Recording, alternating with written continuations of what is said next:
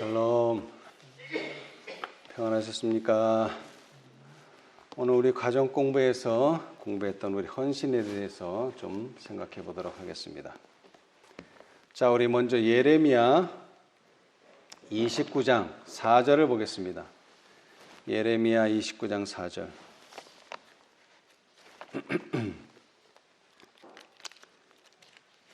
자, 찾으셨으면 누가 큰 소리로 읽어보세요. 예레미야 29장 4절. 만군의 여호와 이스라엘의 하나님, 내가 예루살렘에서 바벨론으로 사로잡혀 가게 한 모든 포로에게 이같이 이르노라. 예, 감사합니다. 이때 당시가 이 바벨론에 이스라엘 백성들이 포로로 잡혀간 시기입니다. 그때 당시에 선지자이기도 하고요, 예레미야가. 이 예레미야가 모든 바벨론으로 사로잡혀간 포로들에게 이제 기별을 전합니다. 자, 그런데 이 예레미야의 특징 중에 하나가 이런 문구가 많이 나옵니다. 여호와가 이같이 이르노라, 또는 여호와가 이같이 말하노라, 이같이 이르노라, 이같이 말하노라, 이런 말씀이 예레미야에 엄청 많이 나와요. 특별히 구약성경 중에서. 신약으로 말하자면 이런 겁니다. 마태, 마가, 누가복음에 보면은 진실로 너희에게 이르노니, 이런 말씀 많이 들어보셨죠? 요한은 더 거기다 진실로를 하나 더 넣어서 진실로 진실로 너희에게 이르노니, 이 이르는 말씀이 뭐하다는 겁니까? 중요하다, 매우 중요하다. 그런 것을 강조할 때 진실로 진실로 너희에게 이르노니, 또는 진실로 너희에게 이르노니. 그런데 예레미야는 이 진실로 대신에 이같이 이르노라, 또는 이같이 말하노라, 이런 문구를 많이 사용했어요. 그런데 지금 우리가 읽고 있는 예레미야 29장 4절이 뭐라고 말하고 있다고요? 이같이 이르노라. 그래서 그 밑을 보니까 5절에 너희는 집을 짓고 거기 거하며 전원을 만들고 그 열매를 먹어라. 아내를 취하여 자녀를 생산하며 너희 아들로 아내를 취하며 너희 딸로 남편을 맞아 그들로 자녀를 생산케 하여 너희로 거기서 번성하고 쇠잔하지 않게 하라. 거기가 어디입니까 지금? 바벨론입니다. 바벨론. 그러니까 이스라엘에 살던 것과 똑같이 살라는 거예요. 더 나아가서 7절에 너희는 내가 사로잡혀 가게 한 그 성읍에 평안하기를 힘쓰고 위하여 여호와께 기도하라. 바벨론을 위해서 기도하라 그랬어요. 이는 그 성이 평안함으로 누구도 평안합니까? 너희도 평안할 것임이니라. 아멘. 자, 그러면서 8절에 만군의 여호와 이스라엘의 하나님이, 여기 나오죠? 이같이 말하노라. 이것도 중요하다는 내용이에요. 너희 중 선지자들에게와 복술에게 혹하지 말며 너희가 꾼 바 꿈도 신청하지 말라. 저는 신청하지 말라 이런 뜻은 또 처음 봤어요. 신청, 뭐를 이렇게 접수하는 게 신청인데 여기는 그런 뜻이 아니에요. 믿을 신, 들을 청, 믿고 고지 듣지 말라는 거예요. 신청하지 말라는 믿고 고지 듣지 말라는 거예요. 뭐를? 너희가 꾼 바 꿈. 그러니까 너희가 기대하는 거, 그거 믿지 말라는 거예요. 특별히 누가 말할 때 너희 중 선지자들에게나 선지자들에게와, 그러니까 선지자라는 건 계시를 보고 계시를 전하는 사람들이죠. 복술에게, 그러니까는 점치는 사람들, 그런 사람들에게 혹하지, 유혹당하지 말고, 그런 사람들이 전해주는 어떤 꿈 같은 이야기, 그런 거를 믿고 고지 듣지 말라. 9절, 내가 그들을 보내지 아니하였어도 그들이 내 이름으로 거짓을 예언함이니라. 왜 들으면 안 되느냐? 그들이 거짓 예언을 하기 때문에 그렇다는 거예요. 자, 10절 또 나옵니다. 나 여호와가 이같이 말하노라. 바벨론에서 몇 년이 차면요? 70년이 차면. 자, 그런데 여러분, 이 여호와 하나님이 보내지 않은 선지자들이 뭐라고 말하느냐 하면은 바벨론에 가면 안 된다. 근데 하나님께서 뭐라 그랬어요? 바벨론에 가라. 그리고 여기 말한 것처럼 평상시 같이 예루살렘에 살던 것과 같이 자녀도 낳고 집도 짓고 살라는 거예요. 그러나 여기는 평생 살 곳은 아니에요. 왜? 70년 동안만 그렇게 살라는 거예요. 근데 70년이 차기 전에 많은 거짓 선지자들이 와서 야, 여기 있으면 안 된다. 그리고 거기 잡혀가면 안 된다. 포로가 되면 안 된다. 그런 말을 했어요. 그것은 하나님의 뜻이 아니에요. 그래서 10절, 나 여호와가 이같이 말하노라. 바벨론에서 70년이 차면 내가 너희를 권고하고 나의 선한 말을 너희에게 실행하여 너희를 이곳으로 돌아오게 하리라. 그때는 이제 돌아온다는 겁니다. 11절, 나 여호와가 말하노라. 너희를 향한 나의 생각은 내가 아니니 재앙이 아니라 곧 평안이요 너희 장래에 소망을 주려 하는 생각이라. 너희는 내게 부르짖으며 와서 내게 기도하면 내가 너희를 들을 것이요. 자, 13절 다 같이 읽어보겠습니다. 13절 시작. 너희가 전심으로 나를 찾고 찾으면 나를 만나리라. 아멘. 예. 자, 여러분, 이들이 비록 바벨론에 잡혀갔지만 왜 잡혀갔어요? 그들이 불순종하고 타락함으로 바벨론의 포로로 잡혀갔지만 뭐라고요? 너희가 전심으로 나를 찾고 찾으면 나를 만날 수가 있다는 얘기입니다. 자, 그런데 여기에 찾으라는 말을 뭐 했어요? 또 반복. 여러분, 성경에서 반복은 항상 매우 중요하다는 뜻입니다. 어떻게 찾으라고요? 찾고 또 찾아야 돼요. 찾고 또 찾아. 어떻게? 전심으로 마음의 90%를 다해서 찾는 게 아니고 마음의 뭐를?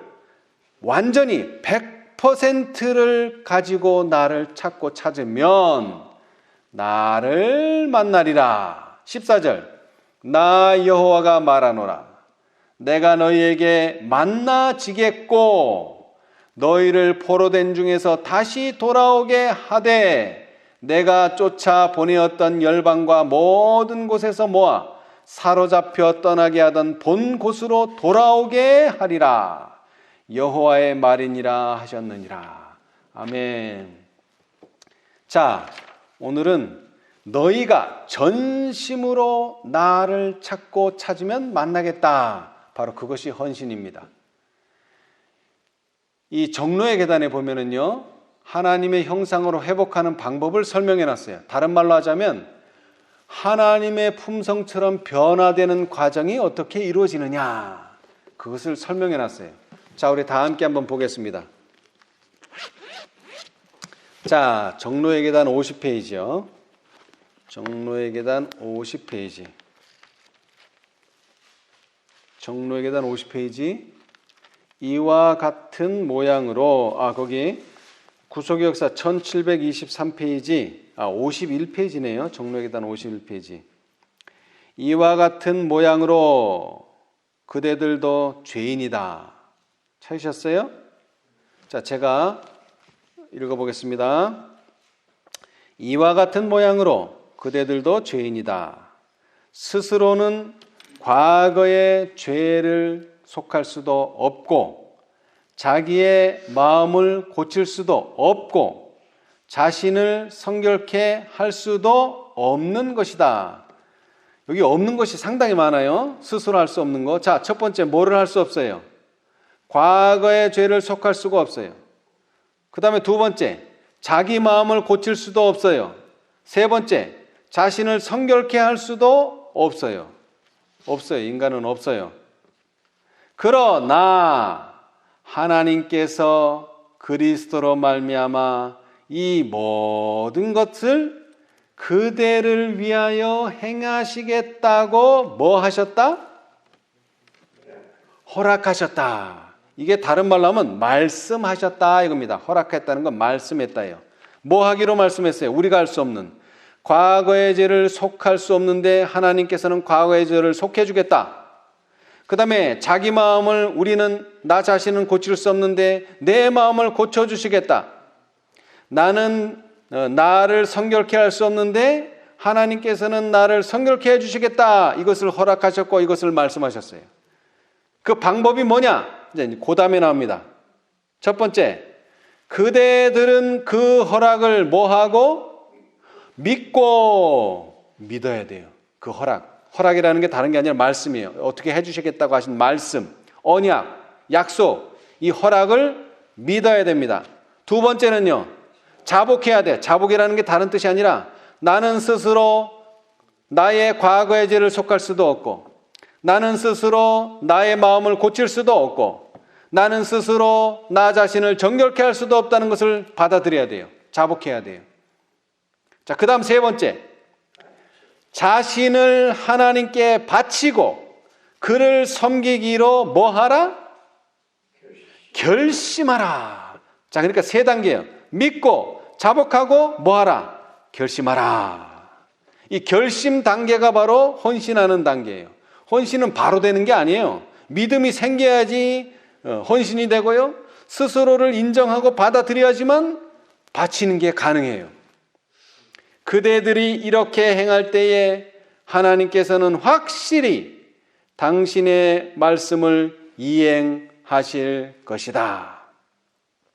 그대들이 허락을 믿으면, 그대들이 사유함을 받고 깨끗이 씻음을 받은 줄로 믿으면 하나님께서는 이 일을 이루사 그대들도 마치 반신불수가 고침을 받은 줄로 믿었을 때에 그리스도께서 걸을 능력을 주신 것처럼 고침을 받는 것이다.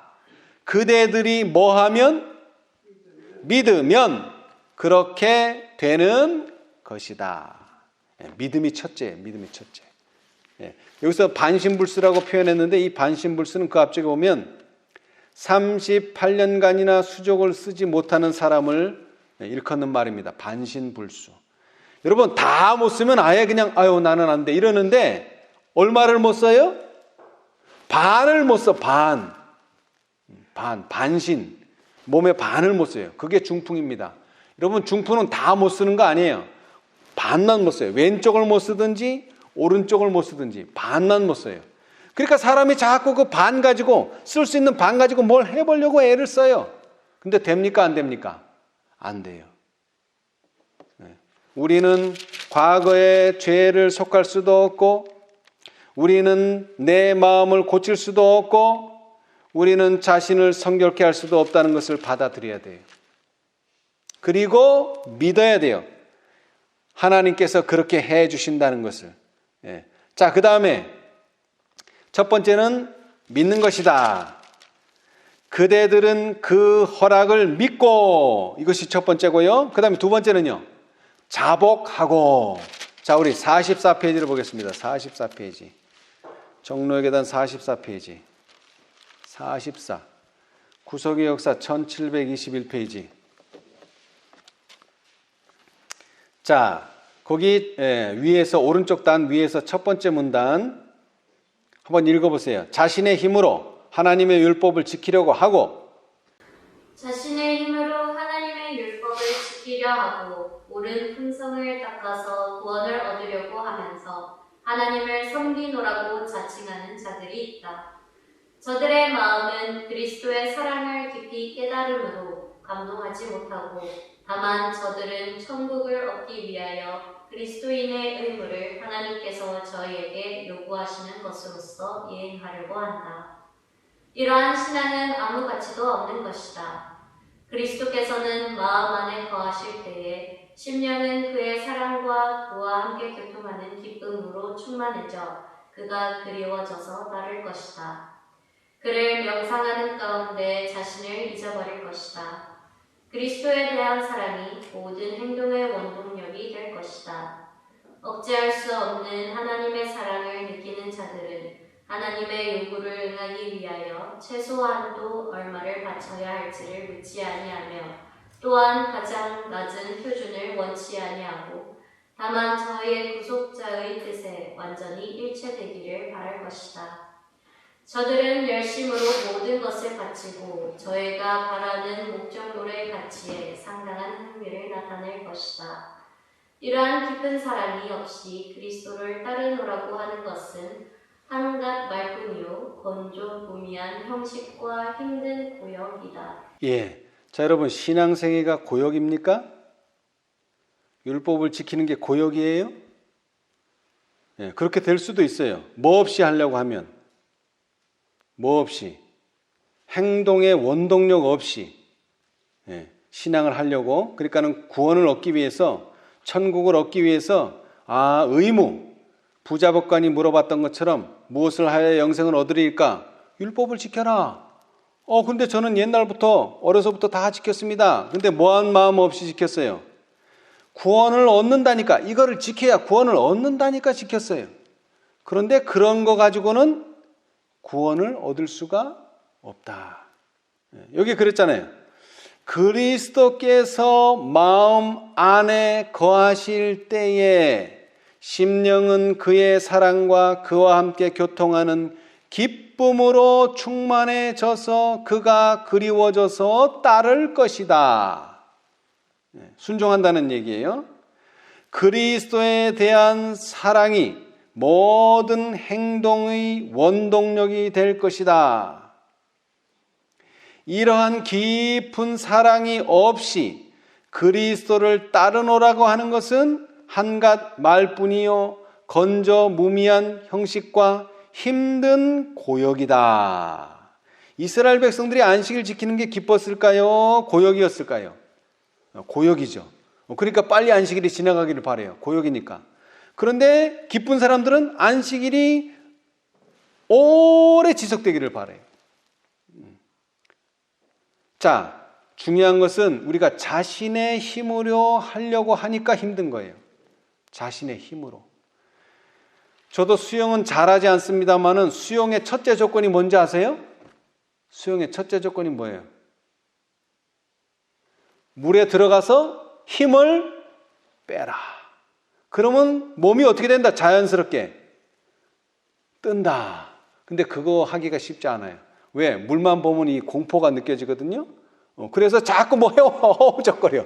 허우적거리면 깔아앉는 거예요. 가만히 있으면 뜨는데 허우적거리면 깔아앉아요. 희한하죠? 예. 여러분, 늪에 빠졌을 때도 어떻게 해야지 그래도 오래 삽니까? 가만히 있어야지 그래도 천천히 빠져요. 그러면서 생각을 해봐야 돼요. 어떻게 살 수 있는가? 근데 자꾸 거기서 헤어나려고 몸부림치면 칠수록 어떻게 됩니까? 늪에서 점점 빨리 빠져들어가요. 이게 늪의 성질이에요.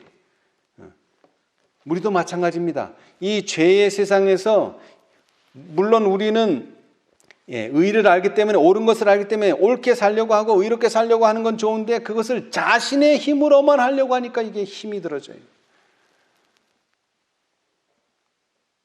그렇게 하면 안 된다는 거예요. 자, 그래서 이제 우리의 마음에 예수님을 모시고 난 다음에 우리의 힘으로 할 수 없으니까 예수님을 초청해서 받아들인 다음에 해야 할 일이 있는데 이제 그것이 바로 뭐 하기로 선택하라? 자신을 하나님께 바치고 그를 섬기기로 결심하라. 그러니까 결심하라, 선택하라, 결정하라 똑같은 말이에요. 자, 우리 이번에는 47페이지. 47페이지. 정로의 계단 47페이지. 많은 사람은 내가 어떻게 내 자신을 하나님께 바칠 것인가 하고 묻는다. 오른쪽 단 위에서 첫 번째. 많은 사람은 내가 어떻게 내 자신을 하나님께 바칠 것인가 하고 묻는다.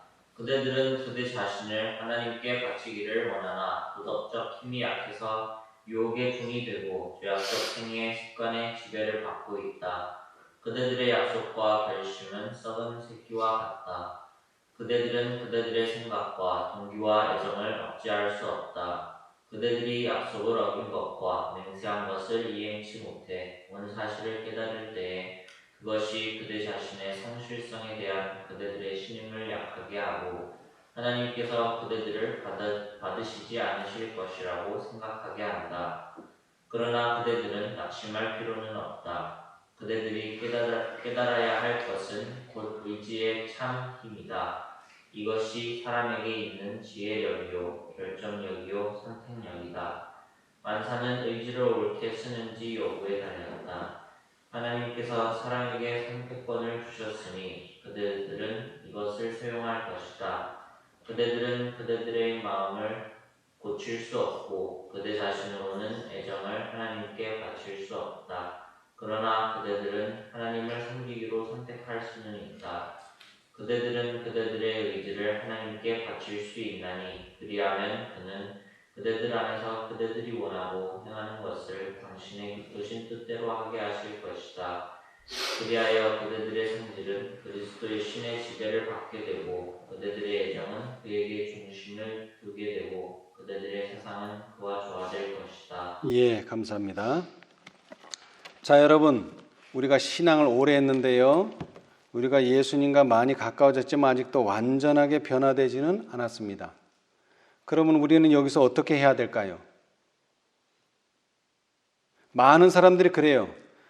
새 신년마다 나는 이렇게 살아야지, 이렇게 신앙생활 해야지 하는데 한 두어 달만 지나면은, 한 달만 지나면 어떻게 돼요? 그 약속이 깨져요.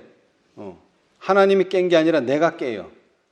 그대들의 약속과 결심은 뭐와 같다? 뭐와 같다 그랬어요, 여기? 썩은 새끼와 같다. 그냥 새끼도 약한데, 그냥 새끼도 약해요, 그죠? 근데 이거는 무슨 새끼요? 썩은 것과 같다는 거예요, 썩은 것과 같다. 언제 깨질지 몰라요. 그래서 사람들이 그래요. 나는 약속 안 한다고. 왜? 분명히 요게 얼마 가다가 또 넘어진다고. 그래서 나는 약속이라는 걸 안 한다고. 그런 생각을 버려라 이거예요. 그런 생각을 버려라. 왜 버려라?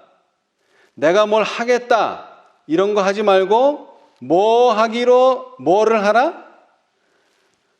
그대들은 하나님을 섬기기로 선택할 수는 있다. 선택을 하라는 거예요. 행동을 하라는 게 아니라 선택. 어떤 갈림길에 섰을 때 선택. 어떤 결정을 해야 될 때 선택. 그리고 결심을 해야 될 때 결심을 하라는 거예요.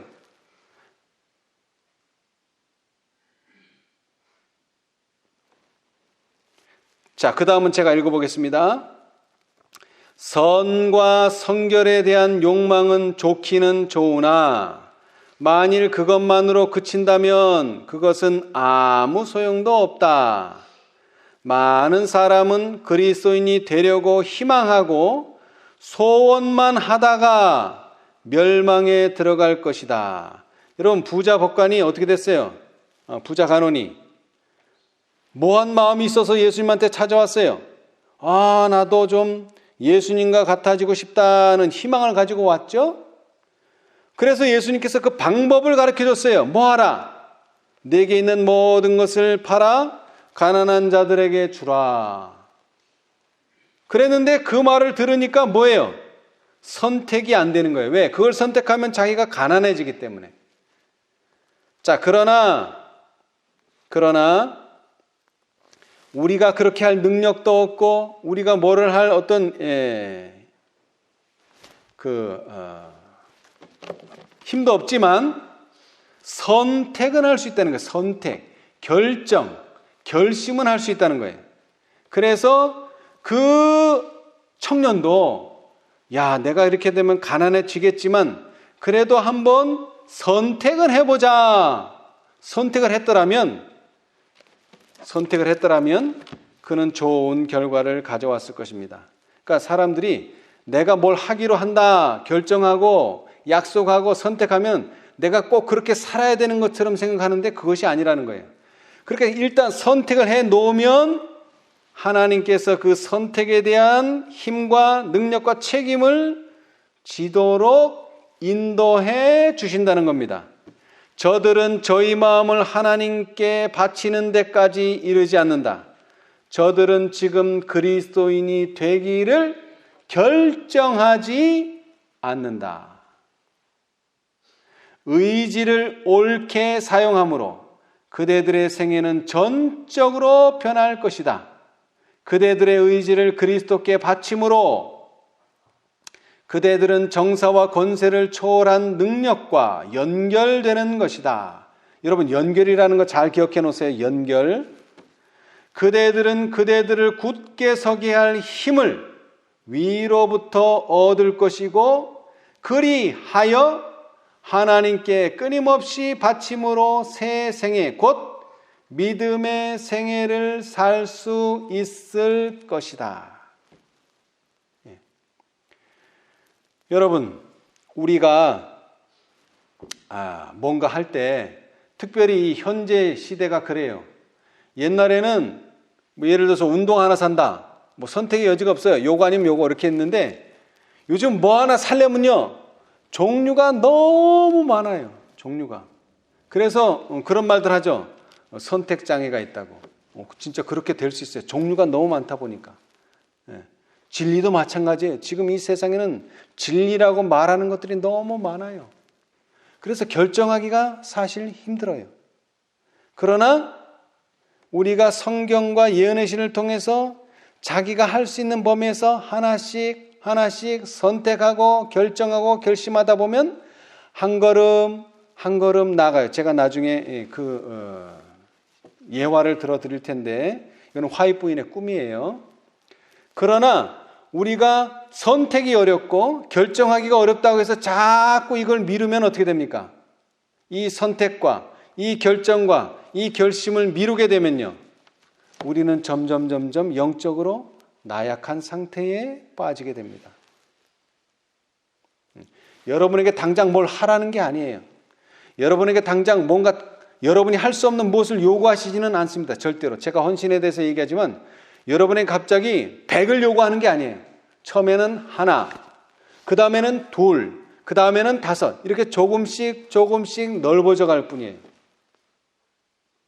자, 그 다음에 이제 우리가 뭘 하기로 결정했다. 그러면 그 결정, 그 선택, 그 결심한 대로 순종해야 돼요, 이제. 순종이라는 게 어려운 게 아니에요. 자, 우리 52페이지 보겠습니다. 52페이지.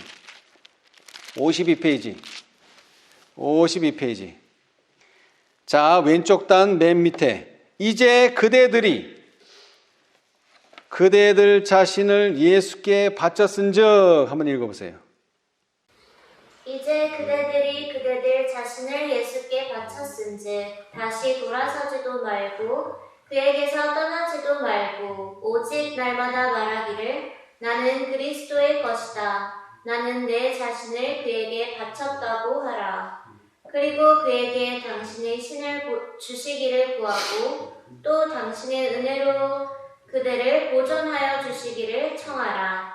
그대들이 그의 자녀가 되는 것도 그대 자신을 하나님께 바치고 그를 믿음으로 말미암아 되는 것처럼 그대들이 그의 안에서 사는 것도 역시 그와 같은 모양으로 되어야 한다.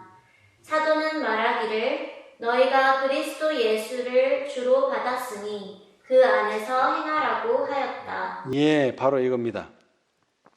자, 이제 우리가 하나님의 허락을 믿고 그러면 이제 하나님의 뜻대로 살기를 원합니다. 그래서 나는 내 자신을 하나님께 바칩니다 라고 선택하면 뭐라고요? 이제 선택했으니까 나는 그리스도의 것입니다. 나는 내 자신을 그에게 바쳤습니다 라고 매일 말하라는 거예요. 그럼 누구의 생애를 살까요? 이제 나의 생애를 사는 게 아니에요. 갈라디아 2장 20절처럼 그리스도를 믿는 믿음 안에 살게 되는 거예요. 그렇죠? 예. 자, 제가 예레미야 29장 13절을 읽었죠? 너희가 전심으로 나를 찾으면, 이 전심이라는 건 뭐라고요? 온 마음을 다해서. 이 말은 곧 온 마음을 하나님께 바쳐야 된다는 뜻입니다. 찾으라는 말은 바치라는 말이에요. 자, 43페이지. 정로의 계단 43페이지. 우리가 헌신에 대해서 살펴보고 있는데, 자, 43페이지 그 헌신장 첫째 줄 한번 읽어보세요. 하나님의 허락은 너희가 전심으로 나를 찾고 찾으면 나를 만나리라고 하셨다. 예. 자, 이 약속 위에 우리는 헌신할 수 있는 겁니다. 그런데 다시 말하지만 뭐를 드려야 된다고요? 전심, 모든 것을 드려야 됩니다. 모든 것. 모든 것을 드려야 돼요. 자, 모든 것이라니까 좀 어려운 말 같은데, 자, 자신을 바치는 것, 그 자신을 바치는 기준에 대해서 제가 말씀을 드리고자 합니다. 자, 44페이지. 44. 우리는 무엇을, 모든 것이라는, 그러니까 내가 있는 거 전부 다를 드리는 것이냐? 물론 전부 다이긴 하지만 거긴 기준이 있어요. 뭐를 드려야 되느냐 또는 뭐를 버려야 되느냐. 자, 44페이지 구속의 역사 1721페이지 오른쪽 단 위에서 첫째 줄. 우리 자신을 하나님께 바치는 일에서 우리는 반드시 그에게서 우리를 떠나게 하는 것은 일체 모든 것을 버리지 않으면 안 된다. 뭐를 버리라고요? 우리를 그분에게서 떠나게 하는 것이 있다면 그건 버려야 돼요. 그것이 모든 것이에요. 그러므로 구주께서 말씀하시기를 이와 같이 너희 중에 누구든지 자기의 모든 소유를 버리지 아니하면 능히 내 제자가 되지 못하리라 하셨다. 마음을 하나님에게서 떠나게 하는 것은 무엇이든지 뭐 해야 한다? 버려야 한다. 그게 우상이라는 거예요. 그게. 재물의 신은 많은 사람의 우상이다. 돈을 사랑하고 재물을 탐하는 것은 저들을 사단에게로 붙들어매는 금사슬이다. 명망과 세속적 명예는 또 다른 사람들이 숭배하는 것이다. 이기적 안락의 생애와 책임을 면하려고 하는 것은 또 다른 사람의 우상이다. 자, 여기 우상을 여러 가지 열겠지만 하여튼 기준이 뭐예요? 기준. 그분에게서 우리를 떠나게 만드는 장애물, 그분에게로 가는 장애물이 있다면 그것은 다 뭐라고 말할 수 있다? 우상이다. 그러나 이러한 노예적 속박은 끊어버리지 않으면 안 된다. 버리지 않으면 안 된다는 거예요. 그래서 버리라는 거예요. 우리가 반은 주의 것이 되고 반은 세상의 것이 될 수 없다. 우리가 전적으로 하나님의 자녀가 되지 않으면 하나님의 자녀가 아니다. 예스냐, 노냐, 흰색이냐, 백색이냐 밖에 없어요. 회색은 없어요. 다른 색은 없어요. 자, 그런데 중요한 것은 그 기준이 우리가 그분에게로 저희가 그분에게로 가는 것을 그에게서 우리를 떠나게 하는 것, 그것은 다 버려야 되고 그것은 다 우상이라 라고 지목될 수 있다는 것입니다. 그런 것들을 버리라는 거예요. 자, 그 다음에 46페이지. 그래서 그 중에 하나가 뭔가 하니, 자, 그 중에 하나가 뭔가 하니, 46페이지. 그러면 우리가 모든 것을 버린다고 하는 그 버리는 것은 무엇인가? 뭐를 버려야 되는가? 기준은 뭐라고요? 우리를 그분에게서 떠나게 하는 것이 기준인데 그 중에 최고로 무서운 게 바로 죄예요. 죄. 곧 죄로 더러워진 마음이니. 죄가 제일 문제인데 그 죄가 그냥 있는 게 아니에요. 뭐를 더럽힙니까? 죄가 마음을 더럽혀요. 마음을 더러워진 마음이니 이것을 예수의 피로 깨끗이 씻어 순결케 하여 그의 비할 데 없는 사랑으로 구원하는 바 되기 위하여 그에게 바치는 것이다. 자, 우리가 뭘 바쳐야 되느냐? 마음을 바쳐야 돼요. 그것도 전심, 모든 마음을. 근데 왜 바쳐요? 완전히 예수님 거로 만들기 위해서가 아니라 예수님이 당신의 그 흘리신 보혈의 피로 그것을 내 마음을 어떻게 해서 깨끗이 씻어서 다시 돌려주는 거예요, 우리에게. 그러니까 우리는 예수님에게 더러운 마음을 드리고 예수님은 우리에게 깨끗한 마음을 다시 주십니다. 그러하나 사람들은 모든 것을 버리기를 어렵다고 생각한다. 나는 그러한 말을 듣기를 부끄러워하고 기록하기도 부끄러워한다. 하나님께서는 우리가 가지고 있어서 가장 유익할 것은 아무것도 버리기를 요구하시지 않으신다. 저희 집에 가면요, 고물이 많아요. 저희 집에 가면. 왜 많으냐? 나는 중요하다고 생각해. 나는 중요하다고. 그래서 계속, 그것도 왜 중요하냐?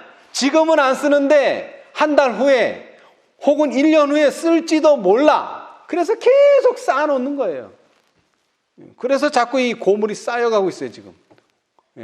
저희가 이사 갈 때만 되면요, 엄청 버려요. 이사 갈 때마다 버려요. 근데 새 집에 가잖아요? 또 계속 모아요, 또. 그래서 이사를 자주 다녀야 되겠더라고요. 이게 자꾸 짐을 줄이려면. 근데 여기도 마찬가지예요. 하나님께서 우리에게 너 그거 버려야 돼. 그러는 건 필요한 겁니까? 필요 없는 겁니까? 필요 없는 거예요. 근데 내 생각은 자꾸 그 필요할 것 같아. 근데 하나님께서는 절대로 내가 가지고 있어서 나한테 유익하다. 그런 건 절대로 버리라고 요구하지 않아요. 이 믿음을 가지셔야 돼. 모든 일에 있어서 그는 당신의 자녀들의 행복을 염두에 두신다. 그리스도를 믿기로 택하지 아니한 모든 사람은 저희 자신이 구하는 것보다 훨씬 더 좋은 것을 그리스도께서 저에게 주시려고 가지고 계시다는 사실을 깨닫기를 바란다. 다른 말로 하면은 그리스도를 믿기로 택하신 사람들은 예수님 이거 버리라 그랬으니까 이건 나한테 유익이 없구나. 그런 걸 안단 말이에요. 사람이 하나님의 뜻에서 어긋난 생각과 행동을 할 때에 그는 자기 심령에 가장 큰 손상과 억울함을 끼치는 것이다. 무엇이 가장 좋은 것임을 아시고 당신의 피조물의 유익을 위하여 경륜하신 자가 금하시는 길에서는 참된 기쁨을 찾을 수 없다. 죄악의 길은 불행과 멸망의 길이다. 여러분, 예수님께서 버려라 그러는 건 뭐라고요? 우리한테 유익이 안 되는 겁니다. 그걸 받아들여야 돼요. 근데 뭐가 없이는 받아들이기 힘들어요. 믿음이 없이는 받아들이기 어렵고, 선택하지 않은 사람, 결정하지 않은 사람, 결심하지 않은 사람은 그것을 받아들이기가 힘들다 이거예요. 자, 그래서 이 마태복음 19장 29절에 보면 버릴 게 여러 가지가 나와요. 한번 읽어보세요. 마태복음 19장 29절. 또 내 이름을 위하여 집이나 형제나 자매나 부모나 자식이나 종소를 버린 자마다 여러 배를 받고 또 영생을 상속하리라. 여러분, 뭐를 버리라고요? 뭐를 버려요? 집이나 형제나 자매나 부모나 자식이나 전토를 버리라. 근데 왜 버려야 됩니까? 이 집이나 형제나 자매나 부모나 자식이나 전토가 하나님의 이름의 영광을 돌리는 일에 방해가 될 때는 버려야 된다는 거예요. 그렇게 된다면. 그러면은 버렸는데 어떻게 된다고요? 오히려 여러 배를 받고 결국에 가서는 뭐를 상속하리라? 영생을 상속하리라.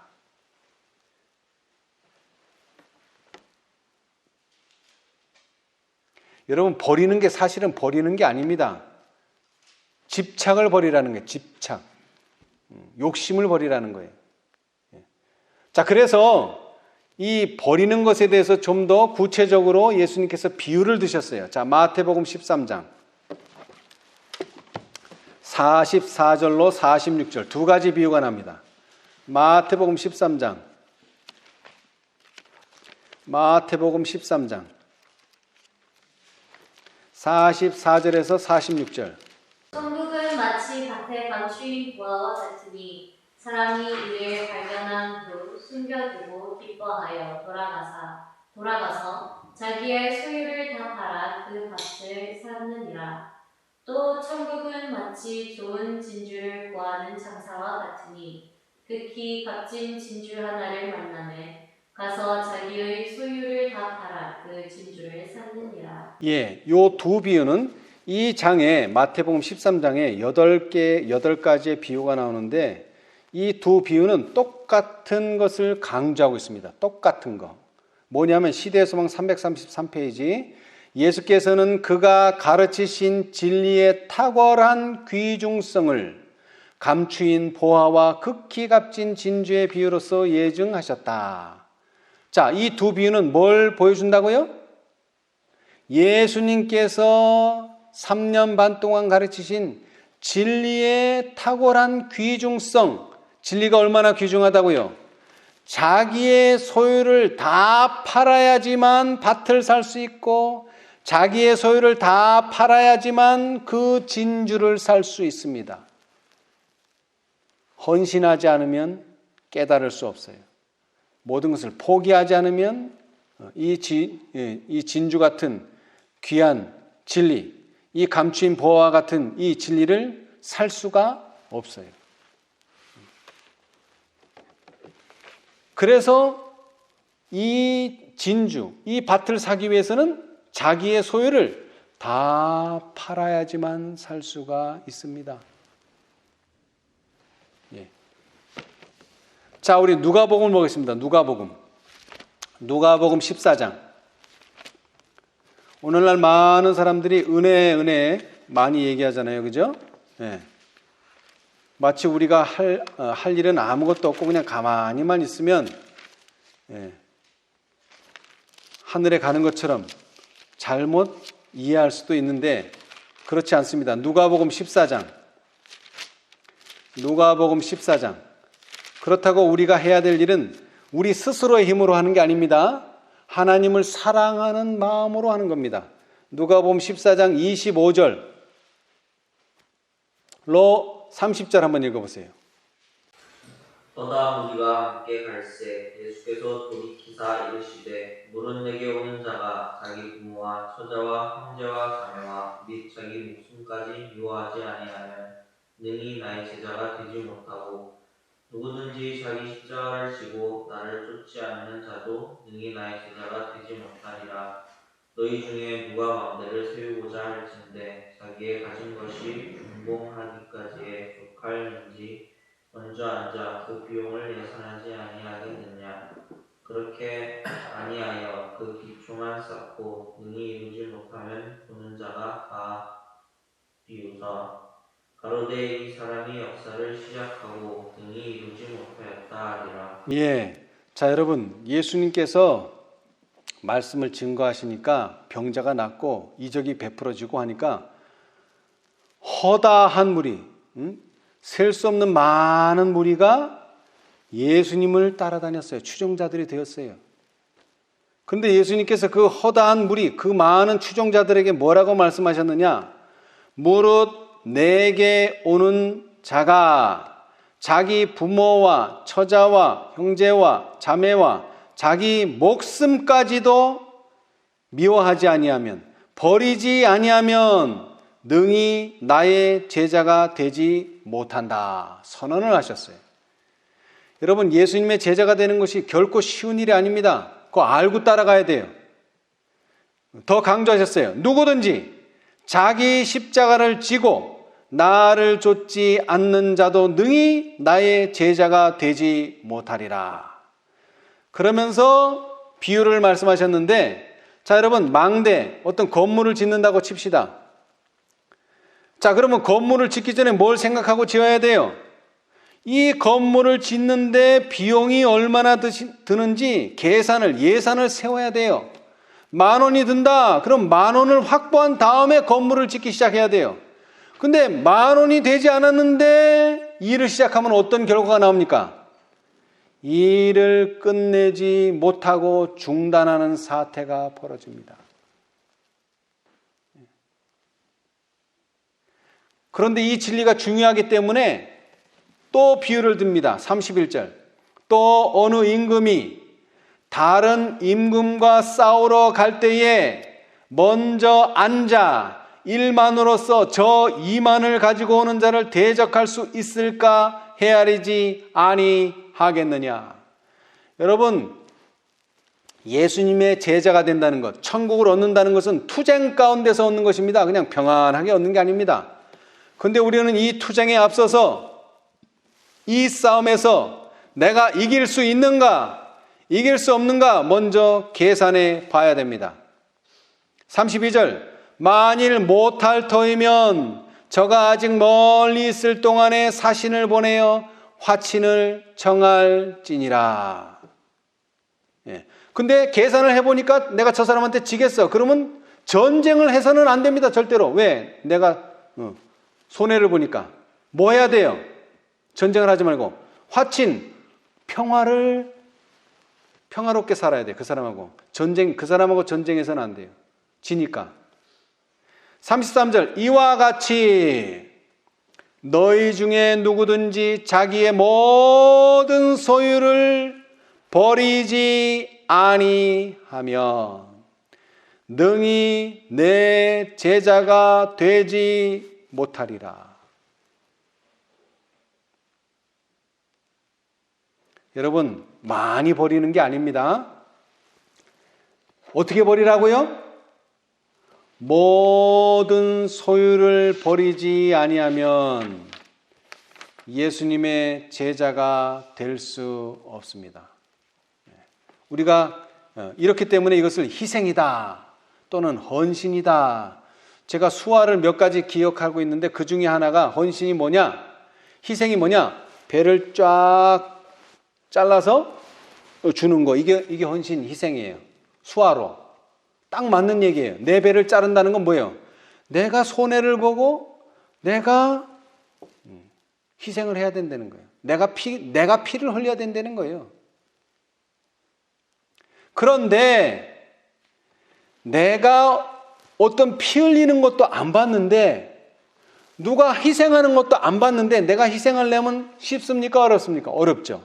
그런데 우리는 그나마 예수님께서 우리에게 모본을 보여주셨다는 것입니다. 자, 우리 산상본. 이 말씀은 중요하니까 한번 읽어보십시다. 산상본. 시대의 소망 다음에요. 산상본 62페이지. 분명히 말하지만 헌신은 있어야 됩니다. 그러나 예수님이 먼저 우리를 위해서 헌신해 주시고 희생해 주셨어요. 우리는 그것을 봐야 합니다. 자, 62페이지. 하나님께 자신을 바치는 것은 희생이 요구될 것이다. 하나님께 자신을 바치는 것은 희생이 요구될 것이다. 그러나 그것은 더욱 고상한 것을 위하여, 저속한 것을, 신령한 것을 위하여, 세속적인 것을, 영원한 것을 위하여 사라져 없어질 것을 버리는 희생이다.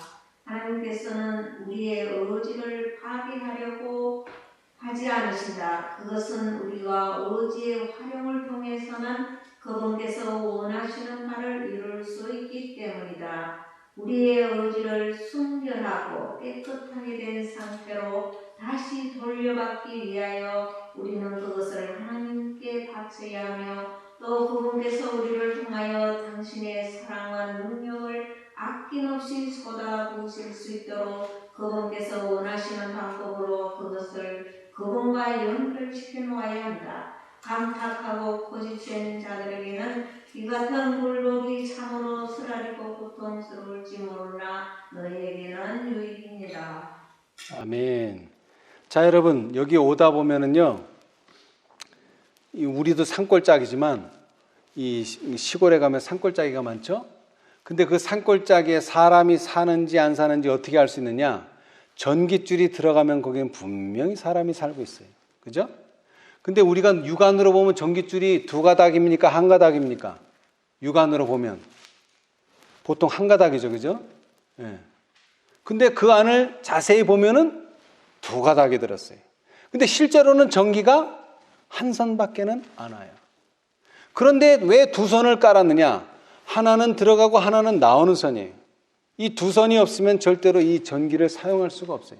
마찬가지로 우리가 우리의 의지를 하나님께 바치면 그 하나님께서 그냥 가져가 버리는 게 아니고 그 의지를 순결하고 그 다음에 고상하고 그 다음에 하나님을 섬길 수 있는 상태로 만들어서 다시 우리에게 돌려주시기 위해서 그래요. 이 일이 계속 이루어지는 것을 뭐라고 얘기해요? 성화다. 우리가 이렇게 얘기해요. 성화. 주고받고 주고받고. 그래서 아까도 연결이라는 데 주목하라 그랬는데 여기도 마찬가지예요. 그분과 연결시켜 놓아야 한다. 그 연결하는 매체가 바로 헌신이에요. 헌신. 우리가 하나님께 드리는 것이 있어야지 연결이 되는 거예요. 그리고 우리가 하나님께 받는 것이 있어야지 연결이 되는 거예요. 자, 그래서 우리가 하나님께 헌신해야 되는 이유, 우리가 하늘을 가기 위해서 뭔가를 버려야 하는 이유는 다른 것이 아닙니다. 하늘 가는 길은 좁은 길입니까? 넓은 길입니까? 좁은 길입니다. 절대로 넓은 길이 아닙니다. 성경이 이미 말하고 있죠. 너희는 좁은 문으로 들어가라. 왜? 하늘 가는 길은 절대 넓은 길이 아니에요. 그래서 사람이 별로 없어요. 그런데 이 좁은 길을 어떻게 가느냐? 화이트 부인이 계시를 받았어요. 여러분이 책이 없으니까 제가 읽어드릴 텐데 집에 가셔서 한번 쭉 읽어보세요. 이거 3페이지에 걸쳐서 있는데 제목은 좁은 길의 여행이에요. 이건 계시입니다. 꿈을 꾸셨어요. 근데 여행 가는 꿈을 꿨어요. 근데 이 여행이 좁은 길을 가는 여행이에요. 좁은 길. 자, 한번 들어보세요. 제가 좀 중간중간에 양이 많기 때문에 빼먹었으니까 한번 여러분이 집에 가셔서 전부 다를 읽으면 좋겠습니다. 여행을 계속할수록 길은 점점 더 좁아지고 더 가파르게 되었다. 어떤 곳은 길이 너무 좁아서 우리는 더 이상 마차에 짐을 싣고 갈 수 없다고 결론을 내렸다. 그러니까 처음 뭐로부터 시작했습니까? 처음에는 마차를 타고 가기 시작했어요. 왜냐하면 이때 당시에 1800년대 이때 당시에는 마차가 아주 흔했어요. 그때는 차가 없고 모든 운송수단 중에 하나가 마차였기 때문에 처음에 여행은 보통 사람들과 같이 마차를 타고 가기 시작했어요. 그런데 길은 더 좁아지고 더 가팔라져서 마차에 짐을 싣고 갈 수 없다고 결론을 내렸다. 이제 결정해야 될 순간이 왔어요. 마차는 안 된다. 그리하여 우리는 마차에서 말을 풀어 말 등에 짐을 싣고 말을 타고 여행을 계속하였다. 길이 더욱더 좁아졌으므로 우리는 더 이상 말을 타고 안전하게 갈 수 없다고 생각되어 말을 버려두고 걸어서 일렬로 서서 앞사람의 발걸음을 따라갔다. 자, 그런데 이번에는 길이 더 좁아졌어요. 이제 뭐도 갈 수 없어요. 말도 타고 갈 수 없을 좁은 길에 들어섰어요. 그래서 이번에는 말도 버렸어요. 처음에는 마차 버리고요. 그 다음에는 말 버렸어요. 근데 여기에는 한 가지 변화가 생겼어요. 이때 작은 밧줄이 순백색의 벽 위로부터 드리워졌다. 우리는 길 위에 몸의 균형을 가누기 위해 밧줄을 꼭 붙잡았다. 우리가 여행을 계속함에 따라 밧줄도 우리를 따라 움직였다. 마지막으로 길이 너무도 좁아졌으므로 우리는 신을 벗고 여행하는 것이 더욱 안전하겠다고 결론을 내려 신을 벗고 걸어갔다. 여러분, 얼마나 길이 좁고 가파라지는지 이제 뭐까지 벗어야 된다고요? 신을 벗어야 됩니다. 신. 우리는 이런 등산 해본 적 없죠. 신 벗고 가는 등산은 안 해봤어요. 근데 이것은 계시기 때문에 뭐를 벗으라고요? 신을 벗으라. 모세가 하나님 만날 때 뭘 벗으라고요? 신을 벗었어요. 네.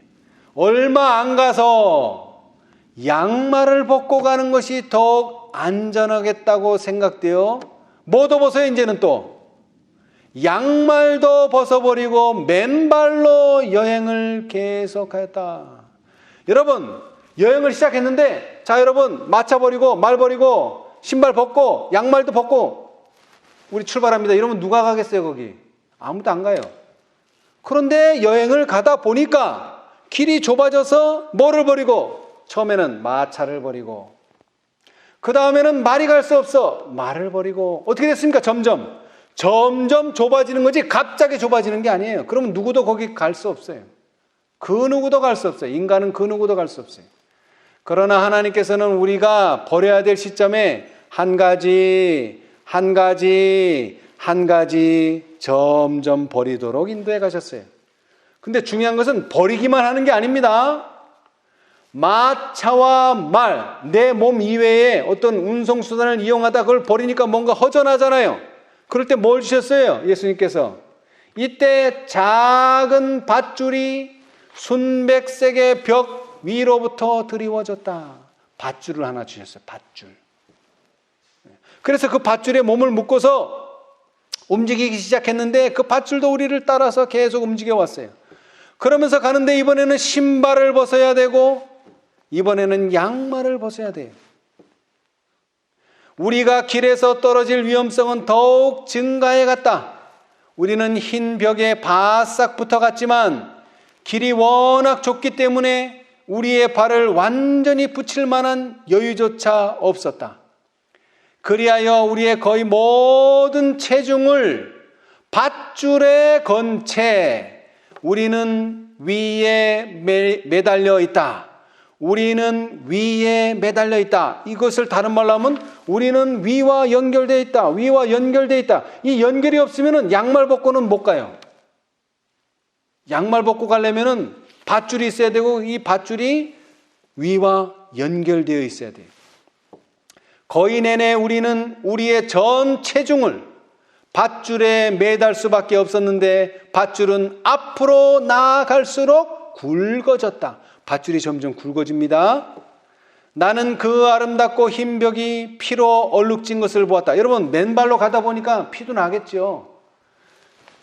피로 얼룩진 것을 보았다. 깨끗한 벽이 피로 더럽혀진 것을 볼 때 유감스러운 생각이 들었지만 그런 생각은 잠시뿐이었고 곧 그것은 당연한 일로 생각되었다. 여러분, 그런데 그 피의 첫 번째 핏자국은 누가 내셨을까요? 첫 번째 핏자국 예수 그리스도가 내셨어요. 사람이 낸 게 아닙니다. 예수님이 인성을 쓰고 오셔서 우리가 가야 될 길을 먼저 앞서 가셨어요. 뒤에 오는 자들이 그들의 앞에 다른 사람들이 이 좁고 험한 길을 먼저 통과해 갔다는 사실을 알게 될 때 그들은 다른 사람들이 앞으로 계속 나아갈 수 있었다면 자기네들도 할 수 있다고 결론을 내릴 것이다. 누군가 갔다면 우리도 갈 수 있지 않겠습니까? 누군가 갔다면? 예, 바로 그 첫 발은 예수님이 디디셨어요. 그리고 그 추종자들이 계속, 특별히 1844년 이후로 우리는 첫째 천사가 오고 둘째 천사가 오고 그 천사들을 따라서 계속 간 무리들이 있었어요.